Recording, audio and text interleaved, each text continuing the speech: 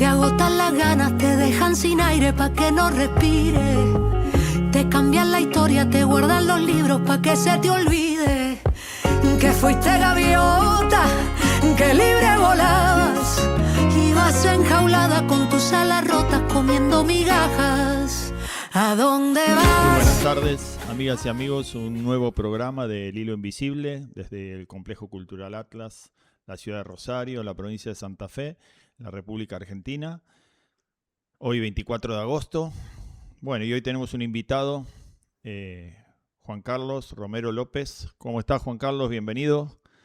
Gracias ¿Qué por estar tal? con ¿Cómo nosotros. estás? Muchas gracias a ustedes. Perdón por la demora. No hay ningún problema. Y bueno, y como siempre, Luis Gote desde Mar del Plata. ¿Cómo estás, Luis, compañero? ¿Cómo te va? Y Luis no me estaría escuchando.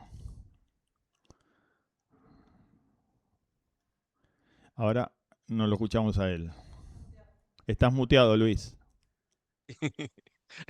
Buenas tardes, ¿cómo estás, Gastón, Juan Carlos? Bienvenido a nuestro programa El Hilo Invisible y había quedado muteado. Hoy lunes, viste que es un día complicado para todos nosotros y máximo teniendo en cuenta las bajas temperaturas que está soportando la ciudad de Mar del Plata. Frío bárbaro otra vez, ¿no? Por acá también, Rosario, un frío Muy bárbaro. temprano. Sí, sí. Y Vos, Juan bueno, Carlos, estás en Buenos Aires, en Capital. Estoy en Capital, en en Cava, con Capital. frío también. También, Con todo frío frío. Sí. Bueno, y en la economía. esperemos que se quede el frío y que no venga esa amenaza que están planteando para la primavera del Niño, catastrófica, que no sé si está relacionada con algo real o no.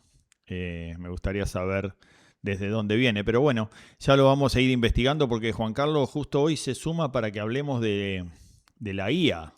Esto que está, perdón, esto que está poniendo todo en tela de juicio, ¿no? Así que dijimos, bueno, para nosotros esto va a ser una de las claves, de las llaves de la geopolítica, ¿no? Porque, bueno, si va a ser una herramienta tan contundente, si va a ser una herramienta que que en teoría va a marcar este mundo multipolar que se nos está avecinando fundamentalmente en esta lucha, ¿no? Por el manejo del desarrollo tecnológico, por el manejo de la inteligencia artificial, la velocidad de conducción, la velocidad de respuesta, la velocidad de contenido y en consecuencia la antesala de lo cuántico, ¿no? Esa gran amenaza que se viene. Así que bueno, decidimos hacer un programa en específico e invitarlo a Juan Carlos, un experto en esto, para que nos prenda un poco la luz, para que ponga la lupa,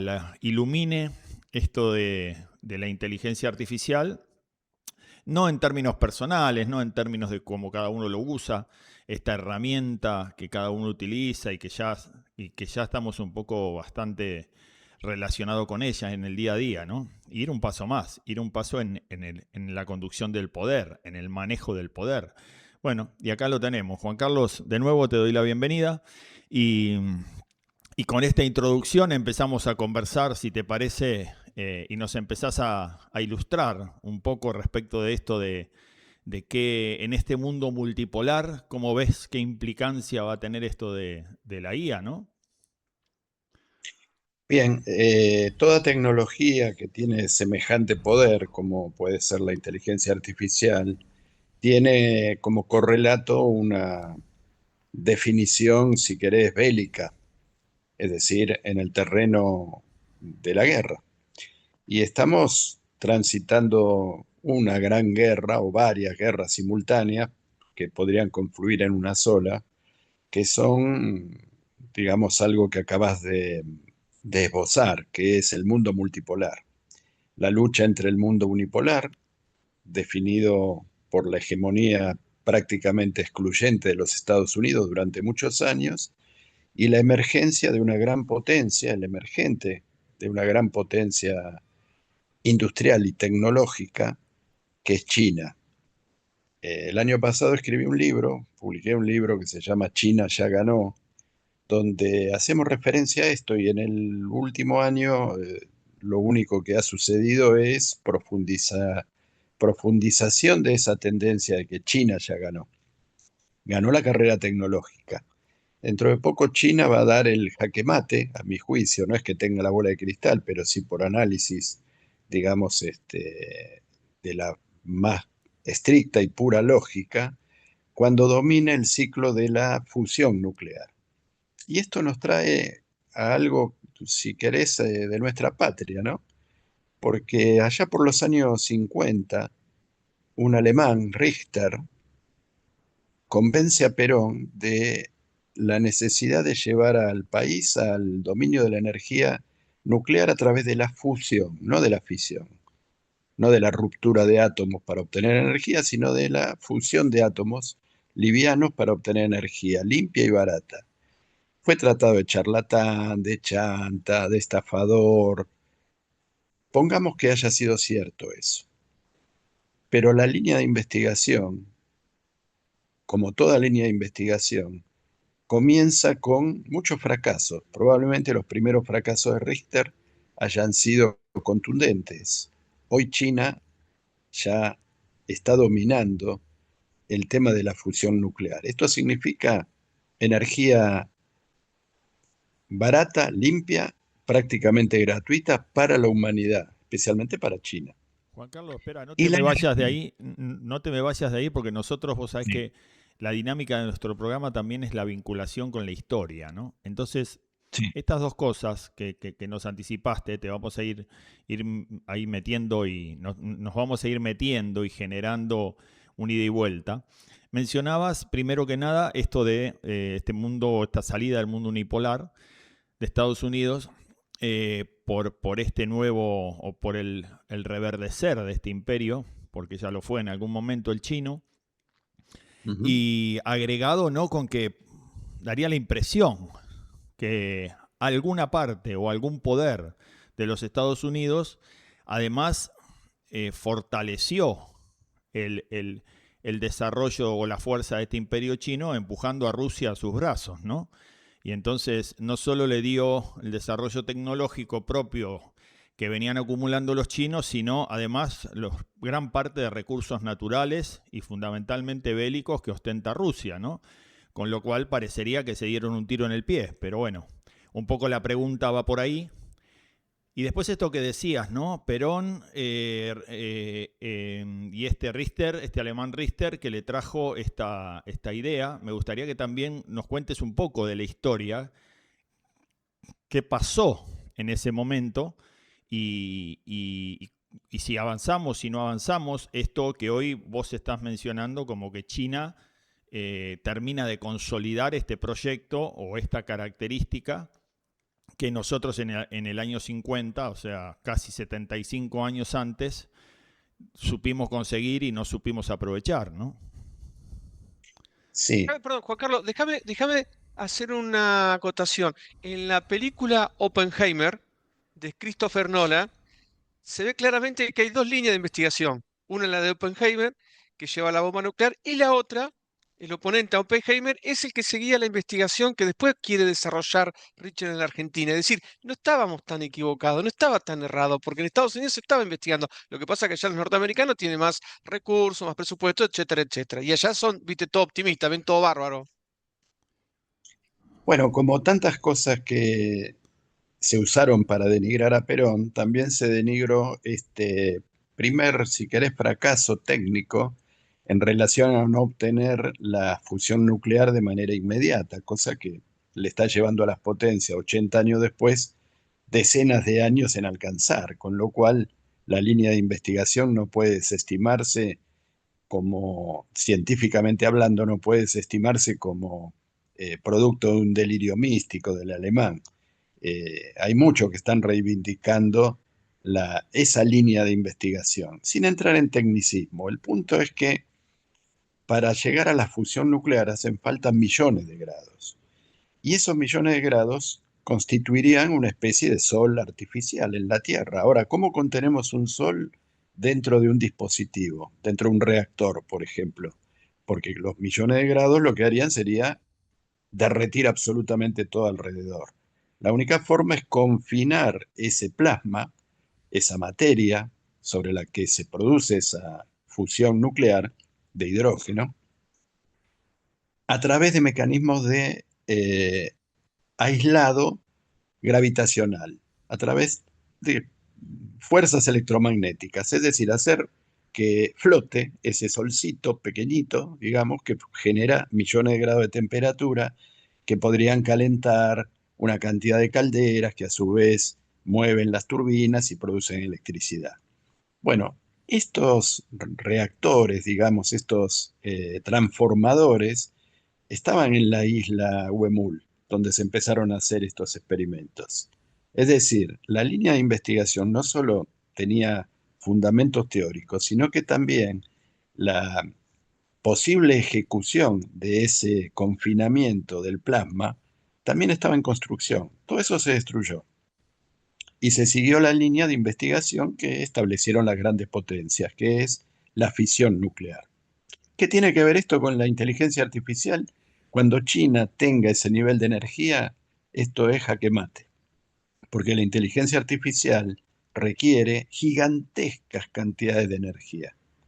Cada vez que nosotros le decimos gracias a un chat GPT o a un DeepSeek, se está consumiendo una cantidad enorme de agua para refrigerar los servidores, pero a su vez se está consumiendo una cantidad enorme de energía. Por eso, digamos, hasta ahora los Estados Unidos están haciendo un desarrollo privado a través de las empresas del Silicon Valley, con apoyo estatal, porque hay 500.000 millones de dólares de inversión en Estados Unidos en inteligencia artificial, y China está haciendo una monedita. Una monedita.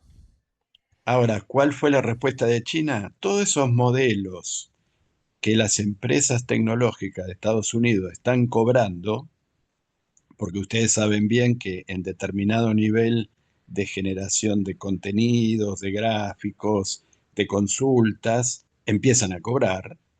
China los está dando de manera totalmente gratuita.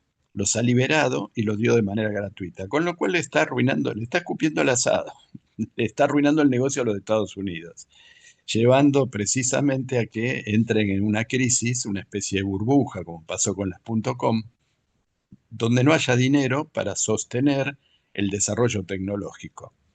China invierte 17 veces en educación lo que invierte en la industria bélica.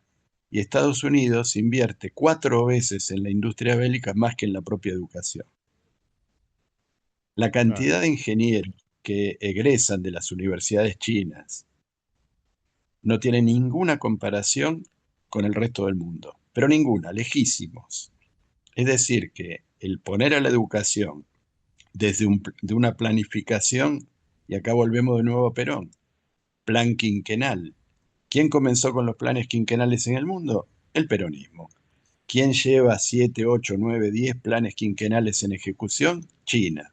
¿Qué ha logrado China? Sacar 800 millones de habitantes de la pobreza extrema para convertirlos en ciudadanos de clase media.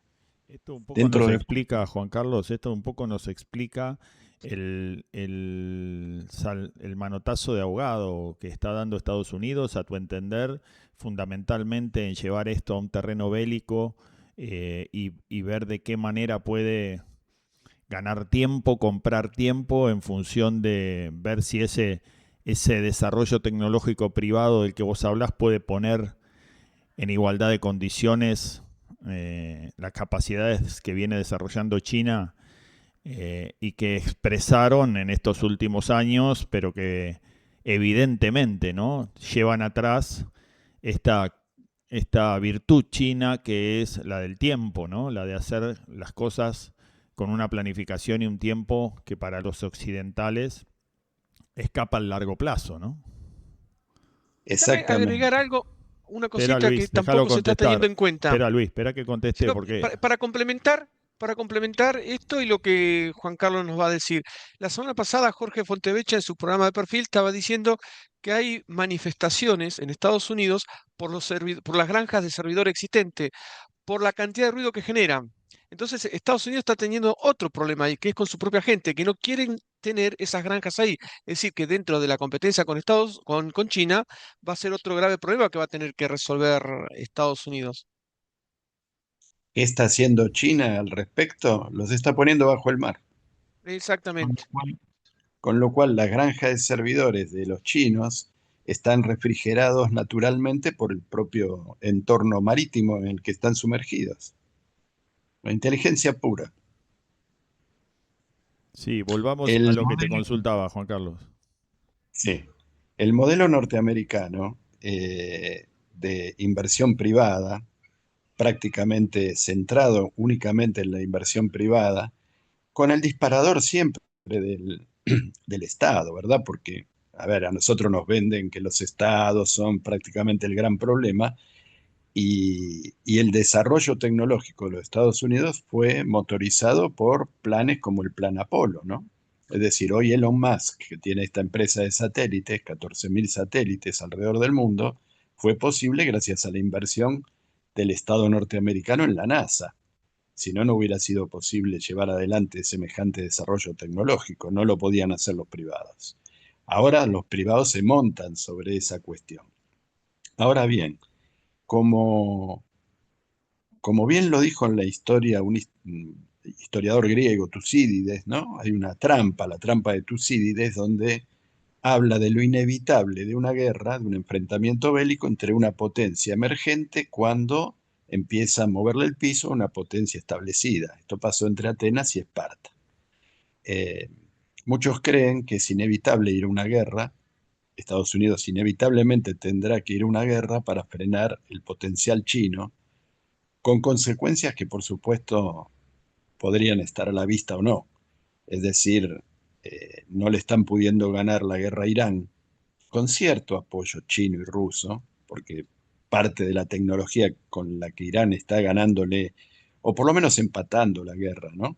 A los Estados Unidos tiene que ver con desarrollos tecnológicos muy económicos, como los que estábamos hablando recién, ¿no? Donde la guerra termina siendo económica. Cuando DeepSeek lanza su modelo que compite con ChatGPT, lo puedes instalar en tu computadora y es gratis.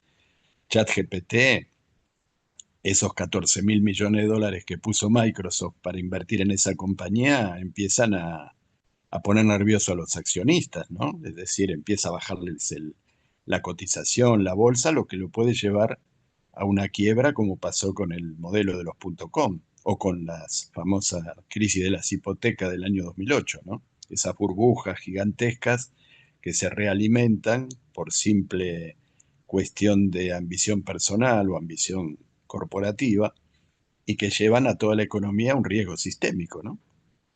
Sí, Que termina, ahí tenemos, sería bueno también aclarar y poner un poco en perspectiva, sobre todo a la gente común como nosotros, digamos, de que evidentemente están mostrándonos un mundo bipolar en el que la distancia respecto de los demás se hace cada vez más grande, ¿no? Y en esto, por supuesto, no hay que subestimar a los Estados Unidos en función de que con otro modelo, con otra relación, como bien vos decías, una relación público-privada y con una característica geopolítica y política occidental, que no es al final del día muy distinta a la China, porque también lo chino lo sustenta el Estado, digamos, ¿no? Y en este sentido hay una alianza y vemos empresas que son público-privadas. En consecuencia, la pregunta es, este mundo multipolar, que en realidad es más bipolar que multipolar, fundamentalmente dado en esta gran distancia que a través de la inteligencia artificial van a tomar Estados Unidos y China o China y Estados Unidos respecto del resto del mundo, ¿no? Están como escalando un nivel muy superior al resto, ¿no? mira, vamos a verlo desde el punto de vista aritmético de los arsenales nucleares. Estados Unidos tiene alrededor de 4.500 cabezas nucleares. El único país que tiene más cabezas nucleares que el propio Estados Unidos es Rusia. Pero Rusia además tiene una ventaja comparativa, por un tiempo al menos, que son los misiles hipersónicos, una tecnología que no domina Estados Unidos, pero que sí domina Rusia. El misil hipersónico logra lo que se está viendo en los últimos días en los ataques iraníes a Tel Aviv, donde han penetrado y están penetrando la famosa cúpula protectora sobre inexpugnable hasta ciertos años atrás o meses atrás, que protegía, digamos, a Israel de cualquier ataque aéreo, de cualquier ataque misilístico. Estos misiles hipersónicos tienen una tecnología que permite alcanzar 14 veces la velocidad del sonido, con lo cual se hacen no solo indetectables, se hacen imposible de frenar. Esa tecnología la domina hoy Rusia, no la domina Estados Unidos todavía. De manera que el arsenal nuclear de 5.000 armas nucleares de Rusia, más los misiles hipersónicos, le dan una ventaja estratégica que por lo menos permiten hablar de un tercer jugador en esta contienda. Un jugador que, como bien vos decías, fue arrojado a los brazos de China, de alguna manera, cuando la estrategia de Kissinger en los años 70 había sido enfrentar a los dos colosos, ¿no? La Unión Soviética con China, y a partir de ahí consolidar el dominio norteamericano. Hoy yo te diría que está repartido. Y sobre todo también está repartido porque el nivel tecnológico que exhiben los rusos, que no es en absoluto para desestimar, tiene también que ver con las guerras cibernéticas, con las guerras cognitivas, con las guerras de cuarta generación, que ellos dominan muy bien, dominan muy bien. De manera que ahí hay una potencia, digamos, militar también importante. Uno puede decir, bueno, pero no le están pudiendo ganar la guerra a Ucrania. Bueno, es una cuestión estratégica, se ha tomado una decisión, no soy quien para juzgar, digamos, las decisiones de un gobierno soberano como el ruso, ¿no? Pero una decisión de desgaste y no una decisión de aniquilación para evitar una confrontación mayor con la OTAN. Bueno, Ucrania existe porque Putin no puso el pie en el acelerador como algunos de sus generales quieren hacer. Las consecuencias, por supuesto, podrían ser devastadoras porque, como bien vos decís, Estados Unidos sigue siendo una potencia que no podemos desestimar. Claro, definitivamente. Me parece que esto es un error pensar un Estados Unidos que, si bien es indiscutible que va a tener que ampliar la mesa y sentarse en una mesa de un mundo multipolar y para arriba, tal vez bipolar o tripolar, como vos decís, eh, no hay que desestimar que en la cuestión del desarrollo tecnológico, en cuanto a empresas privadas y relacionadas con lo público, tiene grandes desarrollos en materia de lo que tiene que ver con lo virtual, ¿no? Con la internet y con toda esta comunicación. Y ahí va un poco la repregunta que te hago en este sentido. A mí me da la sensación de que el tema nuclear es un tema que esta nueva Guerra Fría va a poner en el mismo lugar que tuvo cuando se mantuvo con Rusia, que era esto de la coexistencia pacífica, ¿no? Cada vez tenemos más cabezas nucleares, pero en stock, y en definitiva todos sabemos que quien la use está dando el puntapié inicial al fin de la humanidad, del universo, y sobre todo hoy, como bien vos decías, con el agregado de los misiles hipersónicos y todo esto, en 15 minutos creo que convierten el mundo en escombros, ¿no? Entonces, digo, sí, esto parecería que va a quedar, y haciendo un análisis más objetivo, va a quedar en el mismo lugar, ¿no? En una coexistencia pacífica. Ahora, el terreno de la inteligencia artificial me lleva más a meterme en el tema inteligencia y en el tema que un poco fue el gran poder de los Estados Unidos durante la Guerra Fría, y que ellos conocen y manejan como nadie, ¿no? Y es esta capacidad que tienen, que han logrado a través de su inteligencia y fundamentalmente en su alianza con el mundo israelí, también de la inteligencia, han logrado un desarrollo y una red y un entramado de red que tal vez los chinos no tengan y que sí estén creando, desarrollando. Pero ¿qué opinás respecto de que esta nueva Guerra Fría se dé en ese marco, ¿no? En ese escenario, en el escenario de la inteligencia artificial, en el escenario de lo oculto, en el escenario de una inteligencia y saboteos constantes y conspiraciones constantes y geopolítica profunda, utilizando como herramienta la geopolítica, ¿no? Estoy totalmente de acuerdo con lo que decís, ese es el riesgo que veo para el desarrollo de una humanidad para todos, armónica y en paz. Los Estados Unidos manejan, Israel especialmente, maneja las herramientas del tecnofascismo, ¿no? Es decir, la vigilancia continua, permanente. Le voy a poner un ejemplo a la audiencia, a los televidentes, en relación a esto. El otro día fui a enviar una encomienda al correo argentino. Y para enviar la encomienda me piden que ponga el dedo, ¿no? La huella digital electrónica. Esa huella digital electrónica hoy la tiene Peter Thiel, porque han firmado convenios no sé si los han firmado, pero están en ciernes los convenios con la entrega de toda nuestra información a entidades privadas, que saben en este momento con quién estamos hablando, de qué estamos hablando, saben si cuando baje a la calle a salir a viajar o a movilizarme, en qué esquina estoy parado, estamos parados, dónde fuiste, si usás la tarjeta SUBE, dónde te bajás, con quién viajaste, cuánto pagás.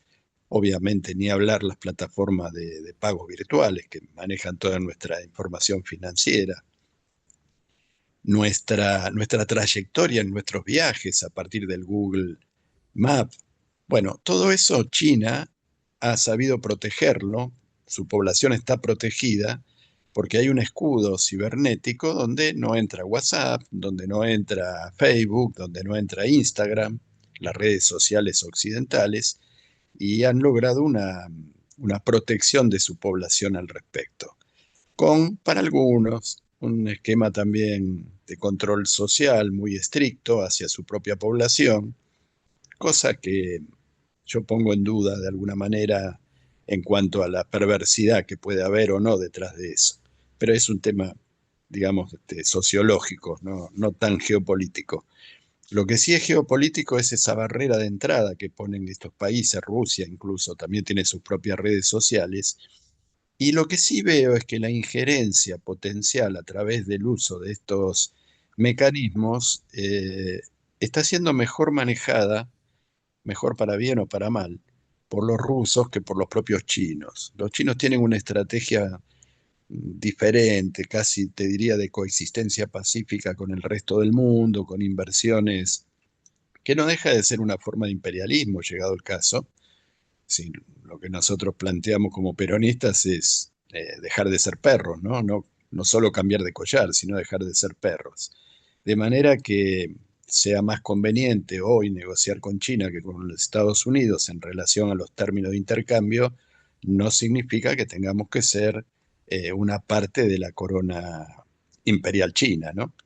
Pero en principio yo lo que te diría es que, coincidiendo con tu análisis, Estados Unidos maneja muy bien, Israel maneja muy bien todo lo que tiene que ver con el manejo de la opinión pública, la construcción de sentido común, que deja de ser sentido común, ¿no? Donde logran que poblaciones enteras voten contra sus propios intereses, intereses concretos, ¿no? Madres que apoyan, perdón, que entre en un terreno tan terrestre, tan terrenal y tan No, no, no, cotidiano, ¿no? es lo que... Dale, dale por ahí que nos gusta por ahí, dale.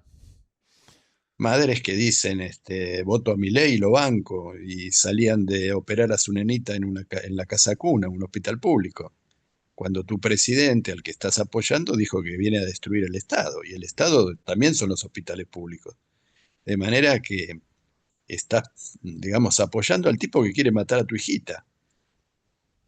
Sí, Y esa persona no es consciente nosotros de eso.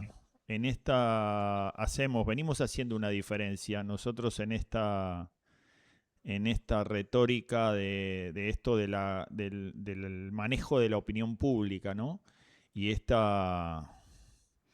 y estos antagonismos y esta polarización en donde o todo es bueno o todo es malo, nosotros tratamos de no ponernos ahí fundamentalmente porque también creemos que esto, ¿no? Esto que decías vos, esta construcción de la que hace muchas décadas se apropiaron y que viene de los años 50, esta construcción se convirtió en un sello y un negocio de pocos, también del otro lado, y que de alguna manera tiene como consecuencia que también hay una gran parte de la sociedad que se hartó de este estado en el que se utiliza para kioscos y para negocios personales y para desarrollo personal y que sistemáticamente desde aquellos años que nosotros hacemos mención de esa década virtuosa, realmente virtuosa, ¿no? De ese modelo industrialista, de esa escalada hacia un mundo potencial que como política de Estado nos hubiera puesto en otro lugar.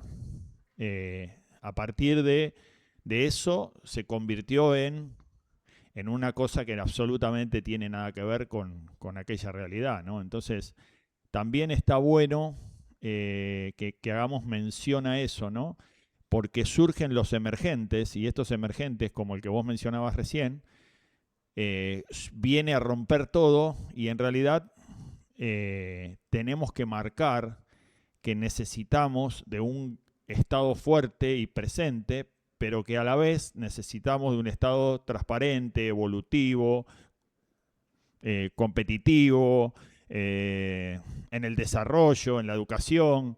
Entonces, digo, para no estigmatizar y victimizar ni a unos ni a otros, ¿no? Correcto, mirá, coincido al 100% con lo que acabas de decir. Cuando hablo de esta chica es parte del pueblo y es parte del pueblo argentino. Y si uno se siente peronista, para un argentino no hay nada mejor que otro argentino. Así esté equivocada en la percepción que tiene respecto a quién está gobernando. Y lo importante de todo esto es tratar de descifrar los mecanismos que llevan no a la cuestión partidaria, sino a la cuestión esencial ideológica que tiene que ver, o quizás a la sobreideologización, ¿no? Que se han hecho de algunas cuestiones que llevan a la gente a escaparse de esa cuestión y a decir que la política, que es la única herramienta de transformación de los pueblos, pasa a ser una mala palabra, ¿no? Claro. Ese es nuestro trabajo, tratar de hablarle y de hacer entender a esta chica que es parte de un pueblo, de una comunidad organizada, que su nenita se salvó porque entre todos financiamos el hospital público y que destruir al Estado es destruirse a uno mismo, pero lejos de ser nuestra enemiga o de no entender las razones que la llevaron a alejarse. No, porque O, si no, ¿sabes qué? Entramos en la cuestión que a mí me hace mucho ruido y que es demonizar a un tipo como sí, Milei, del cual tengo seguro, muchos más desacuerdos en cuanto a nuestro pensamiento, a la construcción, en cuanto a todo lo que tenga que ver con un desarrollo. Tengo muchas más contradicciones que coincidencias, pero no hacernos cargo de que es producto de muchos años de haber hecho todo al revés de lo que alguna vez pusimos por delante como doctrina, ¿no? Entonces, hemos metido durante mucho tiempo la doctrina en el cajón, nos hemos olvidado, han hecho todo al revés, no asumen absolutamente ninguna autocrítica ni ninguna capacidad autocrítica, siguen pensando que son la salvación y el futuro, cuando no pudieron ser el pasado. Entonces, la arrogancia, los intereses personales, todo nos llevan, y de esto nos olvidamos, y ahora agarramos a uno y lo demonizamos y decimos, la culpa que estamos como estamos es de este demonio absoluto, y entonces lo aislamos y otra vez volvemos al mismo punto de partida, ¿no? Y entonces aprovecho esta circunstancia para intercambiar con vos este pensamiento, ¿no? sí, sí, correcto. Después están, por supuesto, las herramientas que se usan de un lado y del otro para provocar esta disociación cognitiva que tiene esta chica. Esta chica tiene una disociación cognitiva, está claro. Pero eso no significa que no haya motivos, razones de índole cultural que son aprovechados por estos mecanismos de los algoritmos, en realidad, como para poder llevar adelante estrategias de favorecer a las minorías, porque de eso se trata, favorecer a las minorías. Llámese las minorías de los esquemas políticos que vos estás haciendo mención de la falta de autocrítica, que coincido, y por otro lado de las minorías, por supuesto, corporativas, los grandes intereses corporativos que están detrás de todo esto, ¿no? Ahora ahí te pregunto y me invitas a que te pregunte lo siguiente. ¿Ves un mundo por encima? Porque estas estrategias de fragmentación de las que hablas y de las que coincido plenamente, nos llevan a pensar un mundo por encima de este mundo multipolar o bipolar, con fuertes presencias de Estado, ¿no? Porque esto que hablamos, la necesidad o lo que se ve es que estos dos grandes polos de este mundo bipolar o tripolar del que vos hablás son estados muy fuertes, ¿no? Si miramos China, un estado o un país con un gobierno único, de alguna manera y por su ostentación autoritario, y también asociado a un gran estado y a un estado muy fuerte. Por otro lado, Rusia también con un estado presente y muy fuerte, y Estados Unidos con un estado también muy fuerte. En consecuencia, hay como la presencia de estados fuertes en este mundo tripolar, pero la pregunta es, ¿hay alguien por arriba, a tu entender, de este mundo tripolar que marque o que vaya direccionando la opinión pública hacia una fragmentación y fundamentalmente con la idea de un mundo distinto, de un gobierno único, de un globalismo financiero asociado y un poco marcando esta guerra oculta, ¿no? Y con qué grado de capacidad en términos de inteligencia artificial, ¿no? ¿Cómo lo ves? Mira, la descripción del enemigo que acabas de hacer es perfecta. Es un enemigo inteligente, un enemigo con capacidades tremendas, pero yo tengo una gran confianza personal en los pueblos y me enorgullece pertenecer a una fuerza política que estableció una filosofía humanista en consonancia con la doctrina social de la Iglesia, ¿no? Que es el peronismo, que es básicamente llevar a la práctica política la doctrina social de la Iglesia.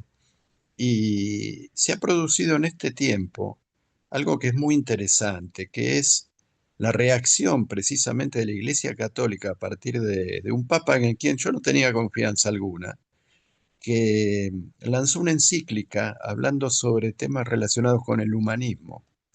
Yo creo que estamos en una guerra mundial, donde el verdadero trasfondo es el humanismo versus el transhumanismo.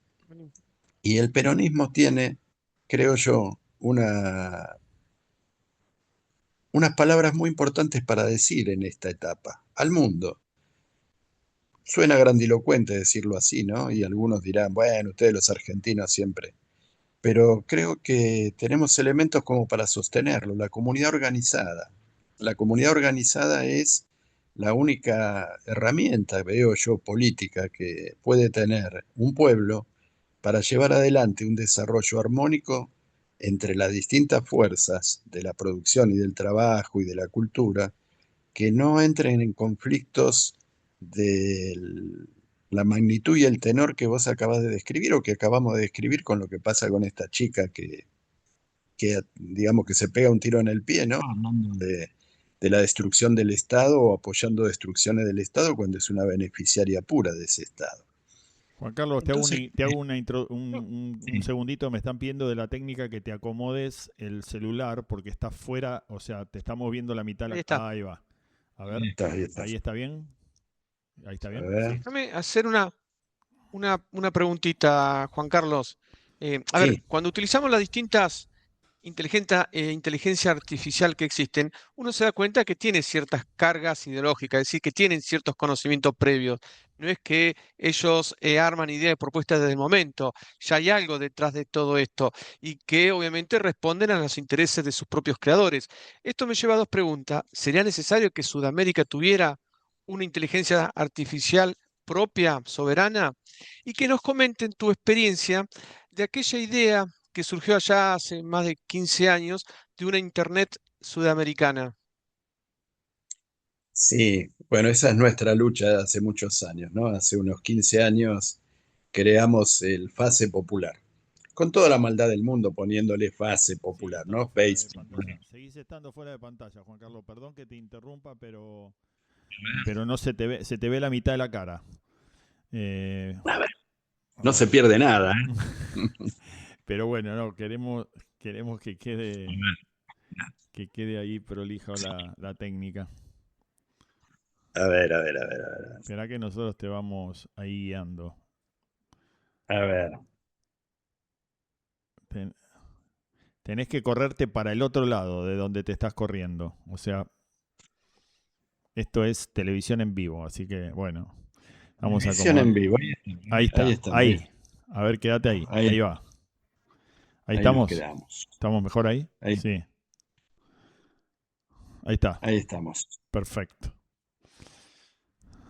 Bien, una experiencia más reciente que la del Fase Popular, que tuvo un éxito relativo proporcional a los recursos que se pudieron poner disponibles, ¿no? No hubo apoyo estatal de ningún estado en aquel entonces, en la famosa época de la Patria Grande. Sí, ¿cómo te puedo decir?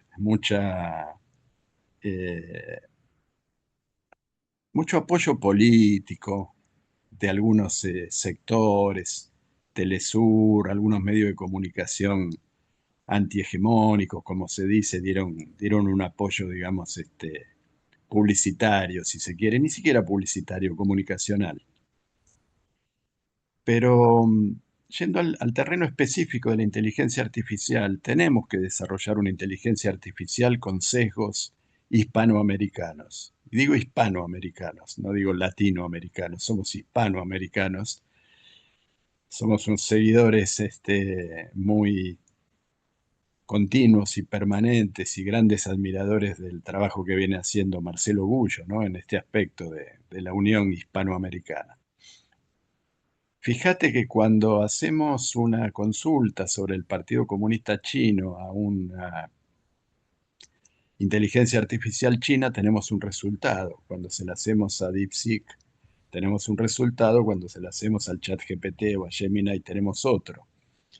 Y en realidad, nosotros deberíamos tener nuestros propios sesgos cognitivos dentro de los desarrollos de inteligencia artificial. Esto tecnológicamente es posible. El tema es que hay que hacerlo desde el punto de vista cultural. Tenemos que tener claro, cuando usamos inteligencia artificial, entre otras cosas, que estamos cediendo capacidad de procesamiento cognitivo personal. Es decir, una persona que se acostumbra a usar el chat GPT y recibe siempre información relacionada con una forma, una cosmovisión, digamos, anglosajona, ¿qué puede salir de ahí? Tarde o temprano, ¿qué puede salir de ahí? Indudablemente una cuestión relacionada con eso. Llámese un economista, llámese un diseñador gráfico, la estética, el ángulo, la forma de ver la vida, no es igual para un hispanoamericano que para un japonés o para un chino o para un norteamericano. Juan Carlos, Necesitamos... déjame que te pregunte justo en esto que acabas de mencionar, de lo cultural.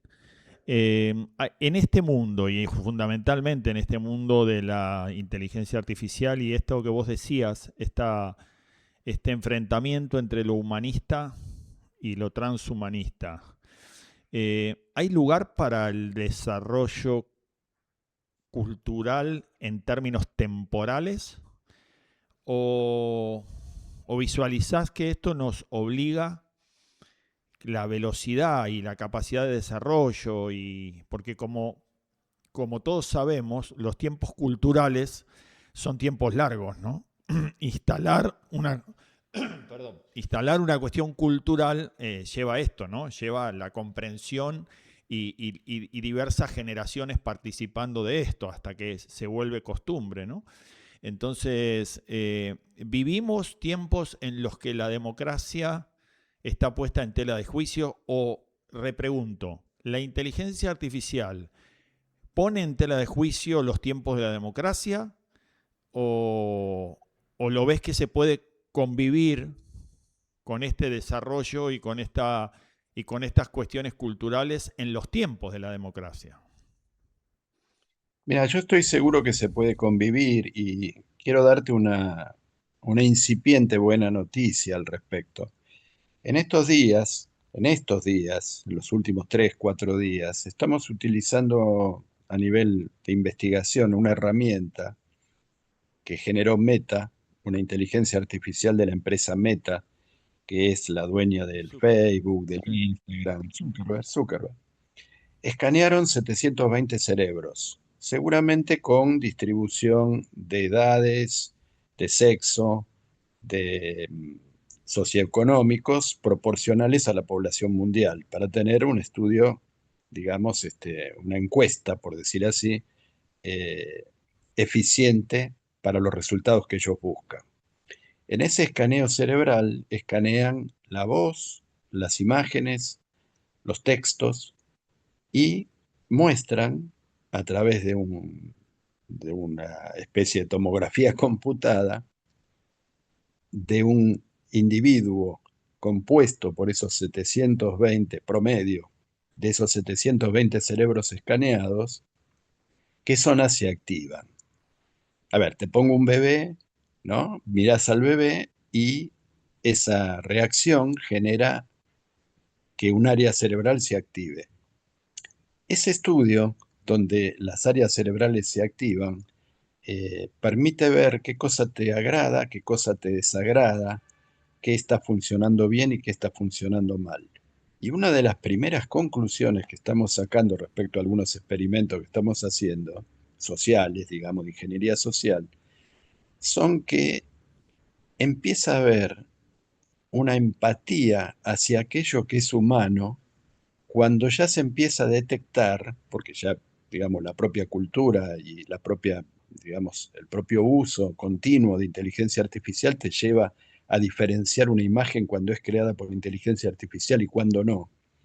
Hay una proporción relativamente importante de la población que está empezando a tener, yo te diría que más empatía con lo humano que con lo artificial.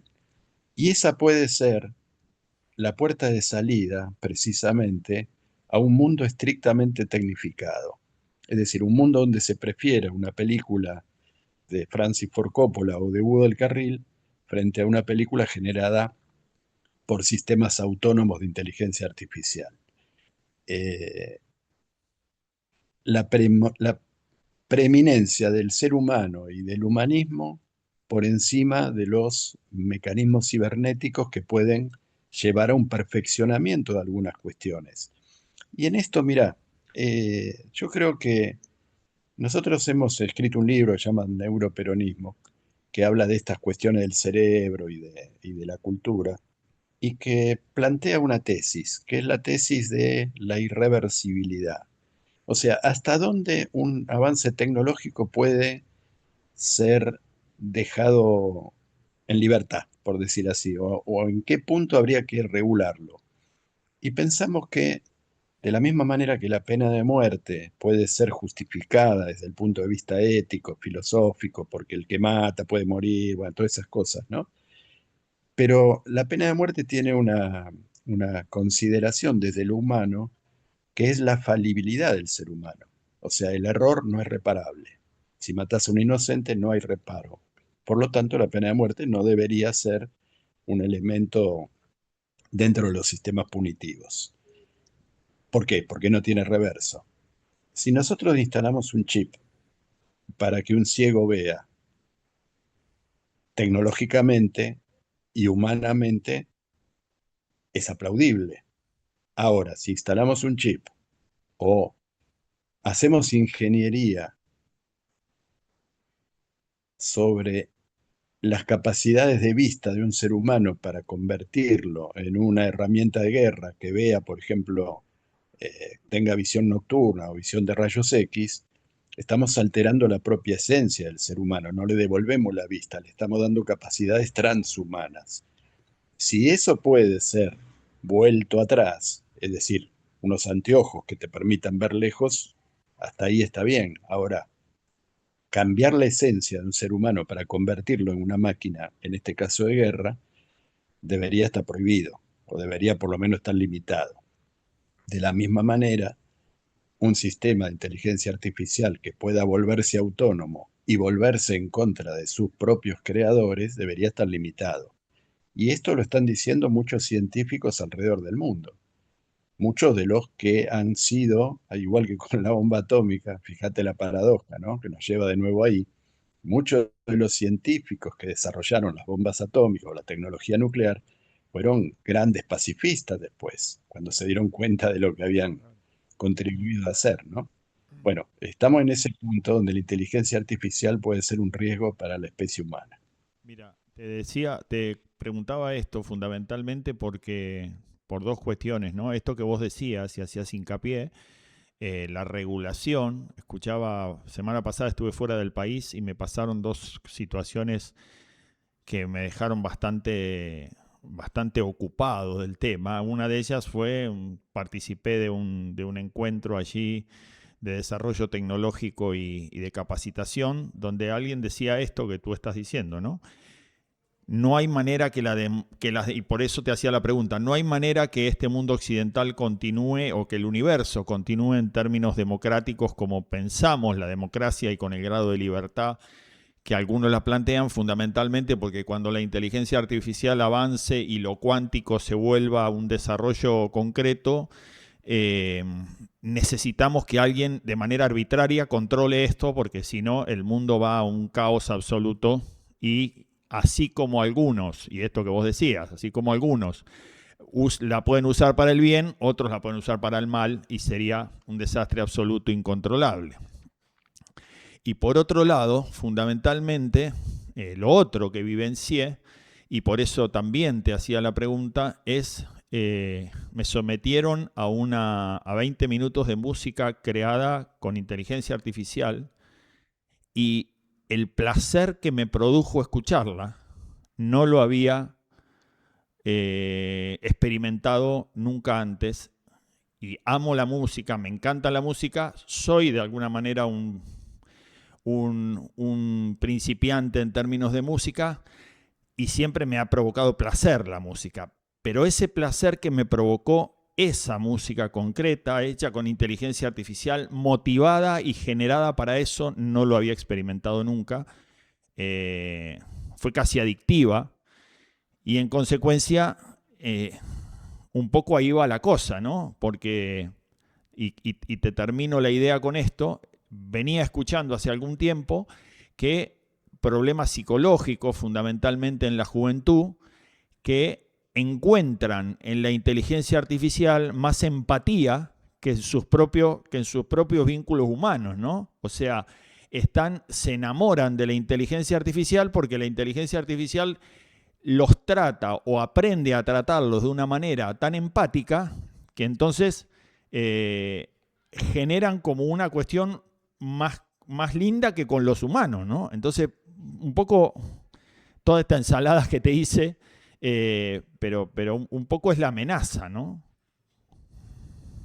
Yo tuve una novia que me decía, vos siempre decís lo que yo quiero escuchar. Y era la forma de retenerla, porque era una piba muy linda, así que bueno, era una gran forma de retenerla. Así trabaja la inteligencia artificial, Claro. salvo que vos a través de los prompts le Yo pidas debería que sea... aprenderlo porque por eso me han dejado todas. Debería aprender eso. Me vas a tener que dar Bueno, algunas clases. no creo, cada uno tiene que hacer su camino.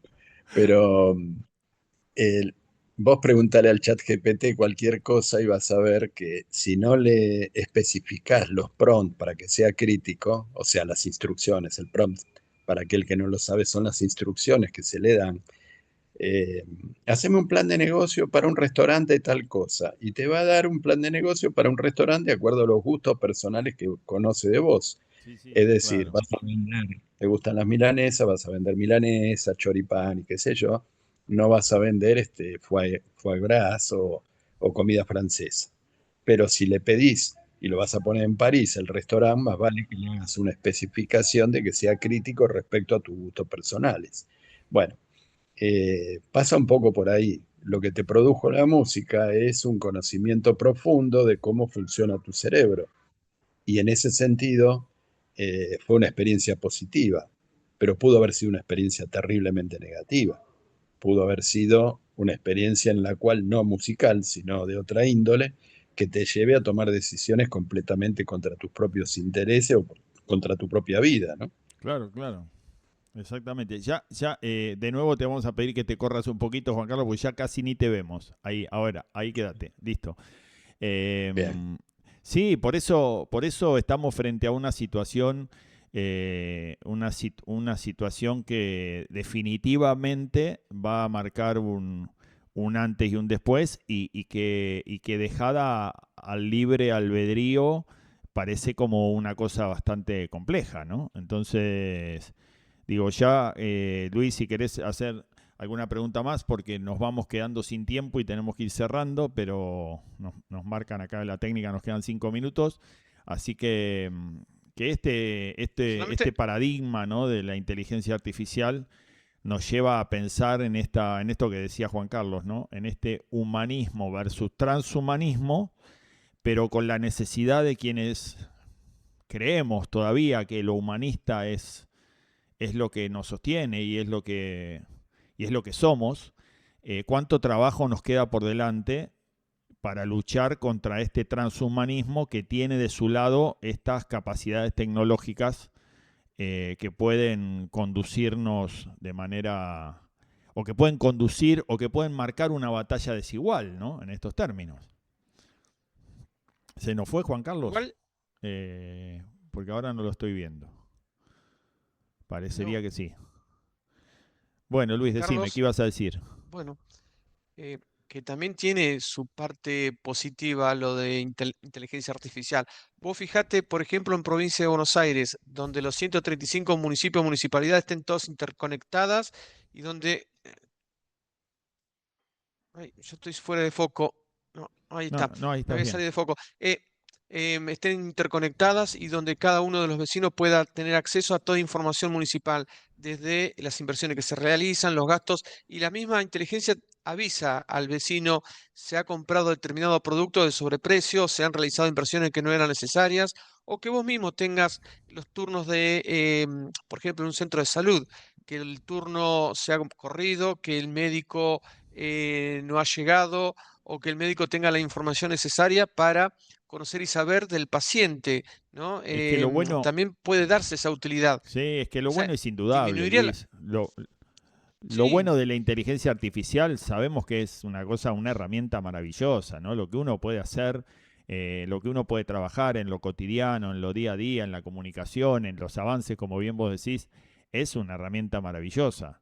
El tema es, ¿no?, el que hoy el mundo está conducido eh, despojado de valores y ahí de estamos. ética, y por un poder que no nos incluye a todos, y por un poder que cada día es más sectario y que cada día es más controlador, y en consecuencia utilizan esa misma herramienta que nosotros la concebimos como maravilloso para el beneficio de todas estas acciones que verdaderamente cada vez ponen más en desigualdad las capacidades de poder, ¿no? Así que eso es un poco donde nosotros queremos poner el foco. Así que bueno, parece que lo Y tenemos de sale vuelta, Juan Carlos. sí, está muteado Está muteado y ahora y está... ahora lo tenemos con el teléfono. A ver, Estás como acostado. Ahí va, ahora sí, Ahí está. ahí estamos. bien. Bueno, Juan Carlos, nos estamos quedando sin programa, así que te damos este último tiempo para que nos hagas un cierre de presente y de futuro, de cómo ves esta idea, hacia dónde vamos, hacia dónde deberíamos ir. Te dejamos un minuto para que nos hagas vos un cierre de acuerdo a tu visión. Bien, vamos a tener esperanza de que el ser humano no se va a autodestruir. De hecho, estuvimos al borde de la guerra nuclear más de una vez y el ser humano supo, y creo que Hispanoamérica ha sido uno de los lugares donde precisamente el Tratado de Tlatelolco de no proliferación nuclear dio una muestra al mundo de que se puede evitar desde los estados, desde los pueblos, se puede evitar una catástrofe de proporciones irreparables. Creo que hay que hacer lo mismo con la inteligencia artificial, y nuestra región, Hispanoamérica, por humanismo, por cultura, tiene mucho para aportar. Es el momento, y entiendo lo que planteaste respecto a los tiempos, pero hay que empezar. Y cuanto antes empecemos a dar esa batalla por el humanismo, antes se darán seguramente los resultados que todos esperamos, que la inteligencia artificial sea una herramienta de desarrollo de los pueblos, de desarrollo de los individuos, en libertad y en paz. Bueno, efectivamente en eso y en casi todo coincidimos con Juan Carlos. Luis, ¿querés aportar algo más? Que ya, No, como te decía. solamente decir que esto, lo que decía Juan Carlos, será posible siempre y cuando nuestros pueblos tomen conciencia y sean responsables también de todo lo que se estaba haciendo y que no dejemos solos ni a los científicos ni a los políticos, que es nuestro deber por ser parte de una comunidad, de participar y el de andar con el bastón de Marical fuera de la mochila, siempre en la mano y caminar así. Gracias, Juan Carlos, por estar en nuestro programa. A ustedes. Y perdón por las cuestiones técnicas, que la No, próxima será mejor. No hay problema. Y a ustedes les decimos que, bueno, tratamos de poner seguiremos poniendo el foco y prendiendo la luz allá donde necesitamos profundizar, como decíamos en este programa. La responsabilidad de los pueblos está en no... Hoy tenemos una situación muy compleja, que es estamos siendo engañados, súper informados y súper engañados, y con construcciones que verdaderamente parecen o se acercan cada vez más a la verdad, ¿no? Esto de la inteligencia artificial también construye muchas imágenes, muchos procesos, Entonces, la responsabilidad de los pueblos está asociada a que prendan la luz allí donde el sentido común no acompaña la información, allí donde en estos lugares donde el poder no se focaliza, y vayan generando una entramada y la conciencia fundamentalmente de que la comunidad es lo que está por encima de cada uno como individuo en términos personales, ¿no? Y a este egoísmo y este individualismo al que nos han llevado, haciéndonos creer que hay un trabajo en pos de defender los intereses personales de cada uno y las minorías, y nos llevan a uno a sentirnos como que tenemos que ser siempre objeto de derecho, ¿no? Despojado de toda responsabilidad y de toda obligación, y esto no construye comunidad. Entonces, si vamos hacia ese lugar de humanismo, tenemos que pensar y empezar a pensar en términos de comunidad y en términos del otro y en términos de la responsabilidad, ¿no? Así que, Juan Carlos, gracias por habernos acompañado. Como siempre, te vamos a estar convocando porque tu temática es la tapa del frasco, como decimos siempre hoy en día. Así que te vamos a estar convocando para próximos programas y que nos acompañes. Ha sido un programa muy ilustrado, muy nutritivo. Te mandamos un fuerte abrazo y muchas gracias por haber estado. Y a ustedes esperamos verlos el lunes próximo en El Hilo Invisible. Recuerden, por eso este es nuestro leitmotiv, el hilo invisible. Encontrar debajo de lo que no se ve cuál es lo más cercano a la realidad, ¿no? Y poder trabajar y aportar un granito de arena en eso. Así que les mandamos un fuerte abrazo y que Dios los bendiga y que tengan una buena semana. Gracias. ¿Dónde vas? Mira que nos van quitando esto que está nuestro.